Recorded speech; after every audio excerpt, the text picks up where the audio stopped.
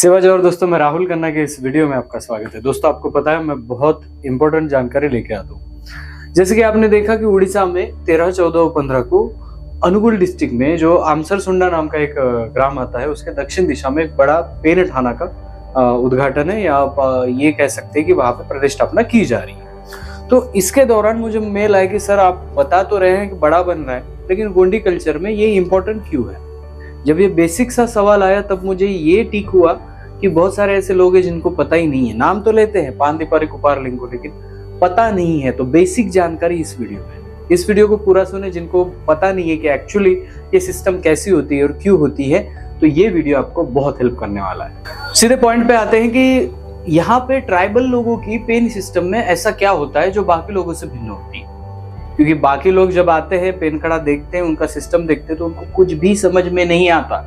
जब कुपारलिंगो को देखते हैं तो उनको ये ही डाउट होता है कि ये कोई इनके संत रहे होंगे, लेकिन ऐसा बिल्कुल नहीं है।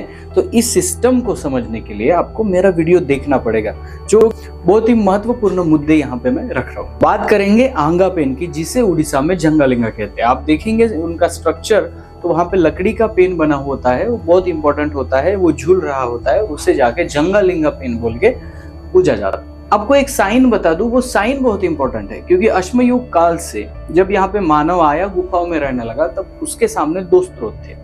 एक था पत्थर और दूसरे थे पेड़। ये दोनों स्रोत, लेकिन पत्थर के औजार बनाकर काटना उसके बाद शुरू हुआ। सबसे पहला उसका सिस्टम था पेड़ और लकड़ी। और जहां पे आपको भारत में जहां जहां भी लकड़ी के देवता है, यानी पेन सिस्टम नजर आती है, वो सभी ट्राइबल से बिलोंग करती है, और ये सिद्ध भी है। इसलिए ये समझ जाइए कि जितने भी प्रोटो द्रविडियन प्राचीन ट्राइबल समुदाय से आते हैं, उनके पेन में ये सबसे महत्वपूर्ण बात है कि उनके ज्यादा पेन लकड़ियों के बने होते हैं, वुड के बने होते हैं, और उसे ही जंगालिंगा, आंगा पेन अलग अलग नामों से जानते हैं। आपको ट्राइबलों में नामों का फासला जरूर नजर आएगा। आप संथालों में जाएंगे, वहां पे आपको सिंगाबुंगा नजर आएगा, हमें पेरसा पेन, इधर फड़ा पेन, इधर मैंने कर्नाटक क्षेत्र में देखा, वहां पे फेरा पेन बोलते हैं। ऐसे अलग अलग नामों से जानते हैं, लेकिन जो उनका गोंगो होता है वो उसी एनर्जी को इंगित करने वाला गोंगो होता है। इसमें कोई भी अंधकार नहीं होता। ट्राइबलों के जो भी पेन होते हैं, जैसे किसी व्यक्ति का नाम लेते हैं पांदीपारी कुपारलिंगो, या फिर किसी मातृशक्ति का नाम लेते हैं रायतार जंगोदई, इनका नाम लेते हुए इनके जो कैरेक्टर को पूजा जाता है, ये कैरेक्टर चमत्कारी नहीं होते। ये बात आप नोट डाउन करिए कि ट्राइबलों के जो भी कैरेक्टर आते हैं, जिनको पेन बनाते हैं या देवताओं के समान पूजते हैं, वो चमत्कारिक नहीं होते। किसी का भी जन्म ऊपर से जमीन से निकला हुआ और किसी का भी जन्म आसमान से गिरा हुआ नहीं होता है। उन सभी के कैरेक्टरों का जन्म एक माँ की कोख से होता है। इसलिए कोक को कोया बोलकर खुद को वो कोयतुर बोलते हैं, और इसलिए यह भाषा, यह शब्द प्रचलन में आया है कि हम चमत्कारी नहीं है। सब लोगों ने माँ की पेट से जन्म लिया है, और विज्ञानवाद को बताने के लिए यह एक वर्ड लगाया जाता है, जिस वर्ड को बोलते हैं कोयतुर। बात करेंगे पांदीपारी कुपारलिंगो की। पांदीपारी कुपारलिंगो को सर्वश्रेष्ठ मानकर अभी कुछ पेन कड़ा पर उनको स्टैच्यू में दिखाया जा रहा है। ये करने की जरूरत क्यों है, या पांदीपारी कुपारलिंगो का समाज में महत्व कैसा है? कुपारलिंगो के बारे में, उनके कार्यकाल के बारे में थोड़ा सा डाउट तो जरूर है। कुछ लोगों का कहना यह है कि वो 10,000 साल पुरानी कल्चर सभ्यता है, वहां पे वो थे। मेरा यह मानना है कि वो बुद्ध प्रवाह के पहले के हैं कुपारलिंगो। सबकी अलग अलग राय होती, तो मैं ये मानता हूं कि जो कोया पुनेम का रास्ता निकला है, उसी की एक धारा ही एक बुद्धा बन के सामने आई होगी, ऐसा मेरा कहना है। कुपारलिंगो का बेसिकली नॉलेज यहाँ के खनिज संपदा पे और हमारे गोंडियन गोत्र संपदा पे था। बीमारियां बहुत आती थी, और उस बीमारियों में दवा उपलब्ध ना होने के कारण बहुत लोग मारे जाते। इन दौरान कुपारलिंगो ने एक ऐसी श्रृंखला बनाई जिसे हम कहते हैं गोत्र व्यवस्था। इस श्रृंखला से उन्होंने कहा कि आने वाली जनरेशन अगर मजबूत बनानी है तो हमें इसी श्रृंखला से चलना पड़ेगा, जिस श्रृंखला से उन्होंने किया। 1 से 12 तक गोत्रों का निर्माण किया और सभी लोगों में वो आवंटित किए, और उनके हिसाब से शादी के कुछ नियम बनाए ताकि आने वाली जनरेशन सुदृढ़ हो। तब से गोंडवाना समुदाय आज भी ये गोत्र व्यवस्था फॉलो करता है। किसी भी गोंड आदमी से, चाहे वो उड़ीसा का हो, कलकत्ता का हो, कहीं का भी हो, उनसे जाके पूछिए आपके देव कितने हैं, यानी आपके सगा कितने हैं, वो नंबर बताएगा। मैं 5 हूँ, मैं 6 हूँ, मैं 7 हूँ, मैं 4 हूँ, ऐसे नंबर खुद के बताएगा। ये है गोत्र व्यवस्था देने वाले पांदीपारी कुपारलिंगो। पांदीपारी कुपारलिंगो के समकालीन, यानी उसी काल में उनके साथ थे हिरासुकालिंगो। जी हाँ दोस्तों, हिरासुका लिंगो जो थे, कंगाली साहब ने एक वर्ड दिया है, पाना कावड़ी आले, संगीत अभिरक्षक, एक ऐसा वर्ड दिया है जिनको साथ में लेकर हिरासुका लिंगो का गुणगान गाया जाता है। हिरासुका लिंगो एक्चुअली वो संगीत के उद्गाता है। एक 3 तार पे उन्होंने पूरा संगीत बना दिया और इतना सुमधुर और मधुर संगीत बनाया। सारे रागों का निर्माण वहां से हुआ और संगीत की शुरुआत भी इस धरती पर हिरासुका से बताई जाती है। लेकिन हिरासुका जब कचारगढ़ के बड़ी गुफा के सामने ये बजा रहे थे और बच्चे कौतूहल से उन्होंने ढलान को ढकेला, तो वहां पे हिरासुका लिंगो का बलिदान हुआ। फरवरी के महीने में 22 से 26 तक इस साल बड़ी यात्रा का आयोजन किया जा रहा है और उस गुफा में हिरासुका लिंगो को प्रणाम करने लाखों गोंडियन जाते हैं। कुपार लिंगो और हिरासुका लिंगो, इन दोनों का महत्व हमारे कल्चर में बहुत बड़ा है। एक ने बलिदान दिया तो एक ने सगा व्यवस्था का निर्माण किया। बात करते हैं कलीदाई कंकाली। अभी इनका नाम जैसे सुनते हैं हम लोग तो हमारे सामने 8 भुजाओं वाली बड़ी जिह्वा सामने निकालने वाली एक स्त्री हमारे सामने खड़ी रहती है, क्योंकि लोगों ने पिक्चरों में, टीवीओं में, पुस्तकों में, फोटोज में हमें वही बताया। लेकिन एक्चुअली जिस कली कंकाली की मैं बात कर रहा हूँ वो समाज सुधारक थी। एक अविवाहित बच्ची जो प्रेग्नेंट हो जाती है तो उसको समाज कैसे ट्रीट करता है, वो जो बच्ची है जो कलिया कुंवारी, वो बच्ची समाज से संघर्ष करके अपना एक नया अस्तित्व कैसे निर्माण करती है, ये पूरी गाथा है कलियादाई की।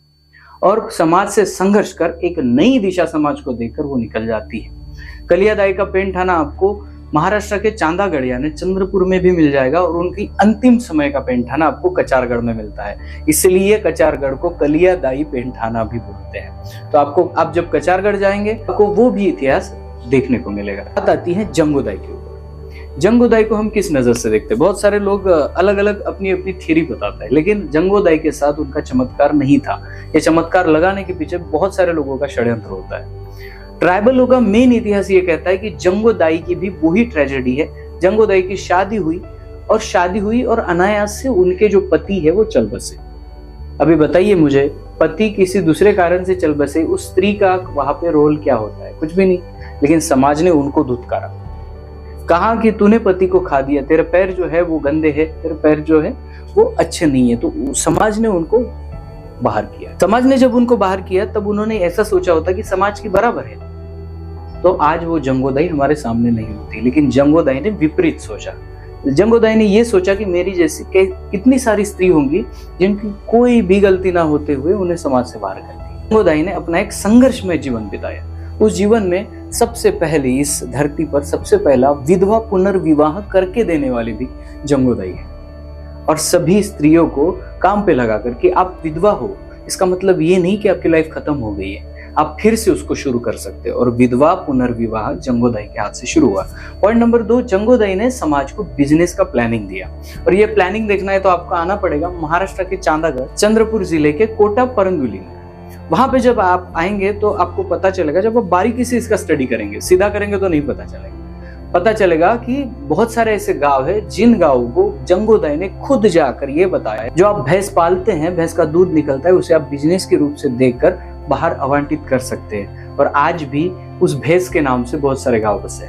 बात करेंगे हमारे समाज में भीमाल पेन को बहुत ज्यादा पूजा जाता है। भीमाल पेन हर गांव के किसी बाहरी क्षेत्र में आपको मिल जाएंगे।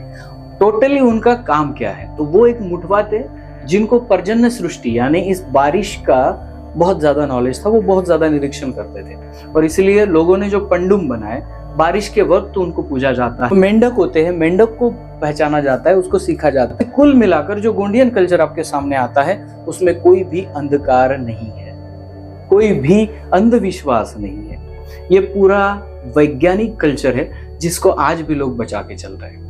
बात आती है जय सेवा के सिंबल की। बहुत सारे लोग उसे जय सेवा कहते हैं। वो एक्चुअली दंडी पेन का एक कंसेप्ट है और वो आपके सामने इसलिए रखा गया है कि वो सर्वोच्च है, उसके ऊपर दुनिया की एक भी फिलोसॉफी नहीं। जी हाँ दोस्तों, मैं फिर से दोहरा रहा हूँ कि ये जो सिंबल आपको नजर आता है, इसके ऊपर दुनिया की एक भी फिलोसॉफी नहीं है।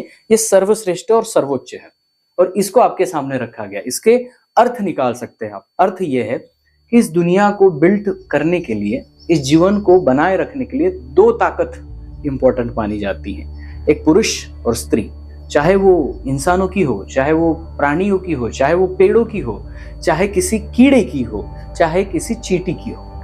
यानी छोटे से छोटे और बड़े से बड़े तक ये दो एनर्जीज काम करती हैं, जिस एनर्जी का नाम है पुरुष शक्ति और स्त्री शक्ति, जिसको हम साइंस की भाषा में प्लस और माइनस कहेंगे। इन प्लस और माइनस के जुड़े बिना यहाँ पे जीव का निर्माण नहीं होता है। और इस मुख्य कंसेप्ट को गोंडियन ट्राइब अपना मुख्य स्रोत मानकर इस सिंबल को पूजते हैं और इसलिए हर जगह पे ये सिंबल को लगाया जाता है। अभी हम बात करते हैं मेन पेरसा पेन की। जी हाँ दोस्तों, ये पेरसा पेन आप अगर उड़ीसा जा रहे हैं तो उड़ीसा देखेंगे आप, तो जनवरी के महीने में इसको स्टार्ट किया जाता है। जैसे कि आप अपने घरों में देखते हैं कि मकर संक्रांति आती है तो आपके घर वाले आपको ये बात तो जरूर बताते हैं कि आज से ना तिल तिल कण कण करके पृथ्वी में यानी इस प्रकृति में बदलाव हो रहा है। जो पत्ते झड़ चुके हैं वो यहाँ से धीरे धीरे वो आगे चलकर जो पेड़ है वो हरे नजर आने लगेंगे। बहुत सारे बदलाव प्रकृति में धीरे धीरे होते हैं। इसलिए हमारे लोग जो कहते हैं कि तिल तिल से कण कण से इसमें बदलाव आता है। और इसी बदलाव को भापकर उड़ीसा के जो गोंडियन कल्चर है,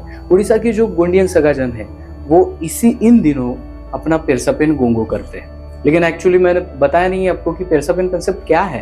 पेरसा पेन क्या एक व्यक्ति थे, पेरसा पेन क्या उनकी एक अलग स्टोरी थी। आप बेसिकली साइंस के अनुसार देखेंगे तो इस दुनिया में ऊर्जाएं हैं। एक ऊर्जा किसी के शरीर को धारण कर रही है तो किसी के शरीर को छोड़ रही है। मैं आत्माओं की बात नहीं कर रहा हूँ, मैं ऊर्जाओं की बात कर रहा हूँ। एनर्जी जो है वो खत्म नहीं होती, एनर्जी लगे तो रूप बदलती है। तो इस कंसेप्ट को गोंडियन आदमी मानता है और इसी कंसेप्ट के अनुसार दुनिया की तमाम ऊर्जाओं के स्रोत को उसने नाम दिया पेरसा पेन, खड़ा पेन और बहुत सारे नाम अलग अलग तरीके से अपनी भाषा में उसने नाम दिए और उसी को पूछते हैं। लेकिन सबका कंसेप्ट एक है कि तमाम दुनिया में रहने वाले ऊर्जाओं के समूह को वो बोलता है पेरसा पेन या खड़ा पेन। और इसी कंसेप्ट को अगर आप आगे लेकर चलते हैं तो आपको दिखेगा कि ट्राइबल कल्चर में एक भी अंधविश्वास नहीं। वीडियो में मैं हर वो कंसेप्ट आपके सामने क्लियर कर रहा हूँ जिस कंसेप्ट को लेकर लोगों के मन में असमंजसता होती है। और इसलिए आप सभी को यही कहना है, ये जो पेन सिस्टम व्यवस्था होती है ये पूरी तरह से प्योर होती है। तो इसलिए जब गोंडियन ट्राइब के पर्व होते हैं, त्योहार होते हैं, तो ऑर्गेनिक तरीके से किया जाता है। तेल भी वही यूज होता है जो खाने से निकाला जाए। हल्दी खेतों से आती है, चावल भी खेतों से आता है, महुआ का फूल गिरता है तो उसमें उसका बीज वेस्ट नहीं होता। ऐसे बहुत सारी चीजों से ये गोंगो का कंसेप्ट बनाया जाता है और फिर उसको अप्लाई किया जाता है ताकि प्रकृति को पूजने की जो तरह भी है, जो परंपरा भी है, वो भी प्राकृतिक रहे। और इसलिए मैं हमेशा कहता हूं कि आप कहीं भी जाए, आने वाले पुष महीने में जंगोदई यानी रायतर जंगो की जत्रा होने वाली है कोटा परंदुली में, उसका भी एड्रेस मैं डाल दूंगा। आने वाले फरवरी महीने में 22 से 26 तक कचारगढ़ की जत्रा आरंभ हो रही है। कहीं पे भी आप जाओ, लोगों का मत देखो, लेकिन खुद आप नेचुरल तरीके से प्रकृति को शरण जाने की कोशिश करिए। अगर आपके पास पैसा है, बहुत दिखाने की कोशिश कर रहे हो, तो आप ट्राइबल कल्चर में कुछ नहीं दिखा सकते या आपने कुछ नहीं सीखा है। हर व्यक्ति को यहाँ पे गोंगो करने के लिए मेहनत करनी पड़ती है, शरण जाना पड़ता है, प्राकृतिक ढंग से वहां खड़े रहना पड़ता है, तब जाके उस पेन सिस्टम को आप समझ पाएंगे। कहने का तात्पर्य यह है कि जिन लोगों को पेन व्यवस्था के बारे में पता नहीं था, बहुत सारे लोगों ने मेल किया करना कि सर आप बता तो रहे, लेकिन इनको बिठाने का कारण क्या है, ये कौन व्यक्ति थे। जब ये सवाल आया तो मैं बोला ऐसे तो बहुत सारे लोग होंगे जिनको पता नहीं है, तो एक वीडियो ऐसा बनाया जाए जिसमें शॉर्ट तरीके से समझाया जाए। आशा करता हूँ कि आपको समझ में आया होगा। कुछ छूट गया है तो कमेंट करिए, अगले वीडियो में उसको कवर कर दूंगा। तो दोस्तों जाते जाते एक ही कहूंगा, डॉक्यूमेंटेशन के लिए हमारा काम चल रहा है और उस काम में आपका भी सहयोग आवश्यक है। तो वीडियो के डिस्क्रिप्शन में एक लिंक दिया है जिसको आप चैनल को आर्थिक सहायता कर सकते हैं, डोनेशन दे सकते हैं, मदद कर सकते हैं। इतना ही बोलकर मैं रुकता हूँ, मिलता हूँ अगले वीडियो अगले टॉपिक के साथ। तब तक के लिए जय सेवा, जय जोहार, जय आदिवासी, जय गुणवाना, जय भीम।